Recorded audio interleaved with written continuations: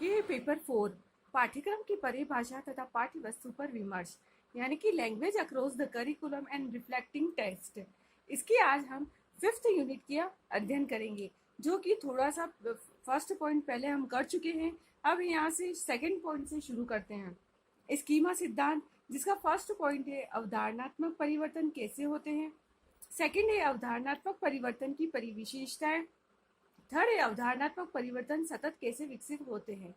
इसका second point है पाठ्य वस्तु के प्रकार, जिसके 5th सब पॉइंट है। फर्स्ट है पाठ्य पुस्तकें, सेकंड है वर्णन पाठ, थर्ड है आत्मकथात्मक पाठ, फोर्थ है क्षेत्र भ्रमण पाठ, फिफ्थ है अनुसंधानात्मक पाठ।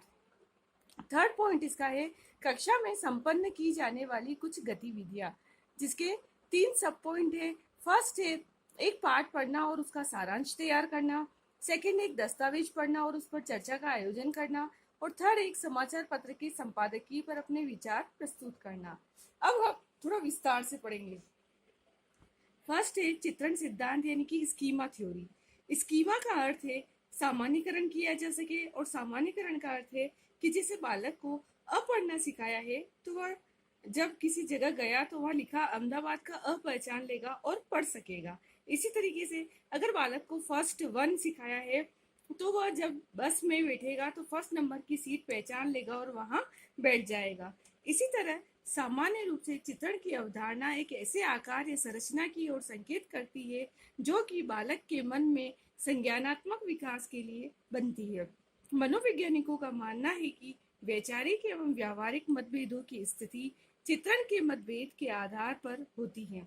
विभिन्न प्रकार की व्यापक विचारधाराओं में विविध प्रकार की समानताएं पाई जाती है। जैसे एक छात्र विद्यालय में प्रवेश करता है, वह विद्यालय में देखता है कि छात्रों द्वारा उसका स्वागत किया जाता है, शिक्षक द्वारा उसके साथ सकारात्मक व्यवहार किया जाता है, उसके खेलने के लिए संसाधन उपलब्ध कराए जाते हैं। इससे छात्र के मन में विद्यालय की छवि एक उपयोगी एवं महत्वपूर्ण स्थान के रूप में हो जाती है, क्योंकि इसमें सभी कुछ उसकी रुचि एवं इच्छा के अनुसार होता है। यदि दूसरे छात्र के साथ विद्यालय में नकारात्मक व्यवहार छात्रों द्वारा किया जाता है, तो शिक्षक द्वारा सहयोग नहीं किया जाता है, तो इस स्थिति में उस छात्र की दृष्टि में विद्यालय की छवि निरर्थक सिद्ध होगी। इस आधार पर यह स्पष्ट होता है कि विविध प्रकार की अवधारणाओं का निर्माण किसी भी छात्र द्वारा अपनी संज्ञानात्मक क्षमता के आधार पर होता है। अब है अवधारणात्मक परिवर्तन कैसे होते हैं। How become scheme changing.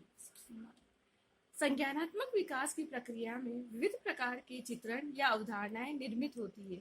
इन अवधारणाओं में अनेक रूप में परिवर्तन होते हैं। एक बालक जब 2 वर्ष का है तो वो उड़ने वाली प्रत्येक वस्तु को चिड़िया कहता है, क्योंकि उसके मन में उड़ने वाली प्रत्येक वस्तु की अवधारणा एक चिड़िया के रूप में है। जैसे ही उसका आयु स्तर बढ़ता जाता है तो वह जानता है कि चिड़िया के अतिरिक्त उड़ने वाली अन्य वस्तुएं भी है, जैसे हवाई जहाज एवं पतंग भी। अब है इसकी परिभाषाएं। प्रोफेसर एस के दुबे के अनुसार अवधारणात्मक परिवर्तन का आशय विभिन्न प्रकार के तथ्यों एवं अनुभवों की पूर्व अवधारणा में पुनर्निर्मित एवं पुनर्संगठन की प्रक्रिया से है, जिसमें छात्र नवीन सूचनाओं को पूर्व सूचनाओं से सहसंबंधित करता है तथा अपने संतान में वृद्धि करने का प्रयास करता है। यह प्रक्रिया निरंतर रूप से चलती रहती है।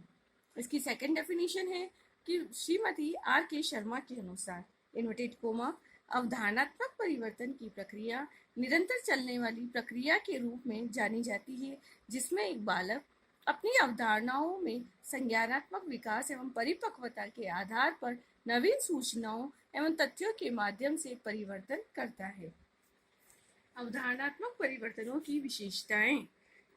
इसके 11 पॉइंट्स हैं जो मैं पहले आपको बता देती हूँ। फर्स्ट है अवधारणात्मक परिवर्तन निरंतर चलने वाली प्रक्रिया के रूप में। सेकंड है अवधारणात्मक परिवर्तन पूर्व अनुभवों के संशोधन की प्रक्रिया के रूप में। थर्ड है अवधारणात्मक परिवर्तन संज्ञानात्मक विकास की प्रक्रिया के रूप में। फोर्थ है अवधारणात्मक परिवर्तन विचारों के संगठन की प्रक्रिया। फिफ्थ है अवधारणात्मक परिवर्तन वैज्ञानिक दृष्टिकोण की प्रक्रिया। सिक्स्थ है उदयमान विचारों की प्रक्रिया के रूप में। 7 है अवधारणात्मक परिवर्तन संश्लेषण एवं विश्लेषण की प्रक्रिया के रूप में। 8 है अवधारणात्मक परिवर्तन एक व्यावहारिक प्रक्रिया के रूप में। 9th है अवधारणात्मक परिवर्तन तर्क एवं चिंतन की प्रक्रिया के रूप में। 10th है अवधारणात्मक परिवर्तन निर्देशन एवं परामर्श की प्रक्रिया के रूप में। 11 है अवधारणात्मक परिवर्तन अनुसंधान संबंधी प्रक्रिया के रूप में। अब हम थोड़ा इसका डिटेल में देखेंगे। फर्स्ट है अवधारणात्मक परिवर्तन निरंतर चलने वाली प्रक्रिया के रूप में, क्योंकि जैसे जैसे छात्र की आयु एवं मानसिक परिपक्वता में वृद्धि होती है वह विविध प्रकार की नवीन अवधारणाओं को विकसित करता जाता है। अवधारणाओं में होने वाले प्रत्येक परिवर्तन किसी निश्चित समय सीमा की ओर संकेत करते हैं। अब सेकंड पॉइंट है अवधारणात्मक परिवर्तन पूर्व अनुभवों के संशोधन की प्रक्रिया के रूप में। जैसे बालक अपने संज्ञानात्मक विकास की प्रक्रिया में अनेक प्रकार के अनुभवों को ग्रहण करके एक निश्चित अवधारणा का विकास करता है। जैसे एक बालक ने सबसे पहले घोड़ा देखा, घोड़ा देखने के बाद वह ऊंट तथा गधे को देखा।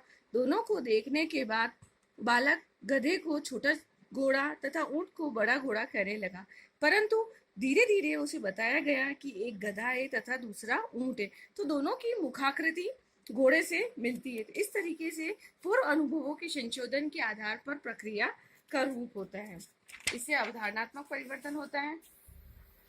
थर्ड है संज्ञानात्मक विकास की प्रक्रिया के रूप में।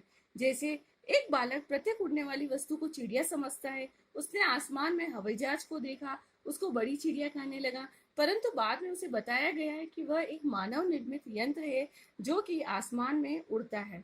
इसमें बालक को एक नवीन वस्तु के बारे में ज्ञान हुआ तथा जिसमें वह बड़ी चिड़िया कह रहा था उसे परिवर्तित करके वह हवाई जहाज करने लगा। इस प्रकार अवधारणात्मक परिवर्तन संज्ञानात्मक विकास की प्रक्रिया के रूप में जाना जाता है, यानी कि उसकी शारीरिक वृद्धि और मानसिक वृद्धि जैसे जैसे उसकी उम्र बढ़ती जाती है, उसमें परिपक्वता आती जाती है, तो उसका संज्ञानात्मक विकास भी बढ़ता जाता है। फिफ्थ पॉइंट है वैज्ञानिक दृष्टिकोण की प्रक्रिया। वैज्ञानिक दृष्टिकोण अर्थात सत्य की खोज। जैसे एक छात्र को घर परिवार में बताया गया है कि सूर्य ग्रहण एवं चंद्र ग्रहण की प्रक्रिया देवासुर संग्राम से संबंधित प्रक्रिया है। जब छात्र विद्यालय में पहुंचता है तो शिक्षक द्वारा यह सिद्ध किया जाता है कि सूर्य ग्रहण एवं चंद्र ग्रहण एक खगोलीय घटना है, तो छात्र उस घटना को खगोलीय घटना वैज्ञानिक दृष्टिकोण से उचित मानता है, क्योंकि छात्र टीचर का यानी कि शिक्षक का कहना ज्यादा अच्छी तरीके से समझता है। फिर ये थोड़ा ऊपर नीचे हो गया है, इसीलिए इसे फोर्थ पॉइंट माना है कि विचारों के संगठन की प्रक्रिया।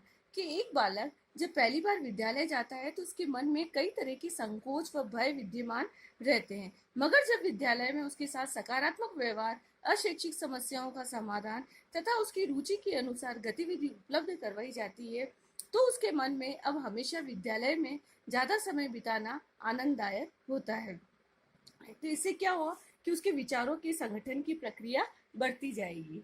अब सिक्स्थ पॉइंट है कि उदयमान विचारों की प्रक्रिया के रूप में। जैसे किसी समय पाठ्यक्रम सहगामी क्रियाओं एवं खेल कूद के प्रति अभिभावकों का नकारात्मक दृष्टिकोण था, तो इस कारण से उनके द्वारा बालक को यही सिखाया जाता था कि उनको अपनी पढ़ाई पर ध्यान देना है, खेल कूद की ओर कम ध्यान देना है। परंतु वर्तमान समय में जितना महत्व पढ़ाई का है उतना ही महत्व खेल कूद और पाठ्यक्रम सहगामी क्रियाओं का भी है। तो इस आधार पर छात्रों की अवधारणा में परिवर्तन खेल कूदों के प्रति भी दिया जाता है।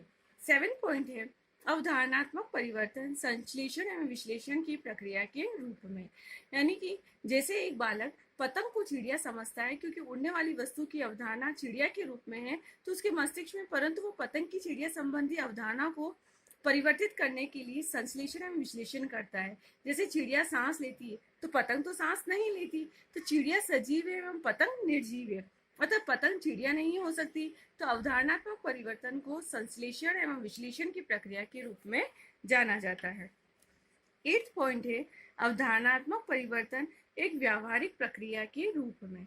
जैसे छात्र को फ्रिज से निकालकर बर्फ दी गई है तो बर्फ को वो ठोस रूप में देखता है, परंतु जब उसके सामने पिघल कर हो जाती है तो उसकी अवधारणा में परिवर्तन हो जाता है।